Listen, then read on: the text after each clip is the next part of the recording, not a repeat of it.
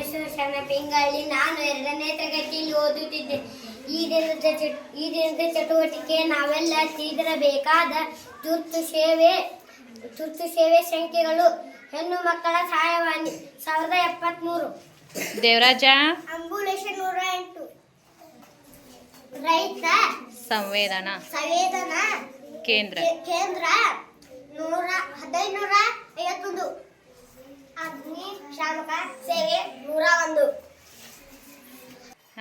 ಅಪರಾಧ ತಡೆ 1090, ಭೂಕಂಪ ತುರ್ತು ಸೇವೆ 1092, ಸಂಚಾರಿ ಪೊಲೀಸ್ ವಾಹನ 3, ರಸ್ತೆ ಅಪಘಾತ 1073, ರೈಲ್ವೆ ವಿಚಾರ 139, ಮಕ್ಕಳು ಸಹಾಯವಾಣಿ 1098, ವೆರಿ ಗುಡ್.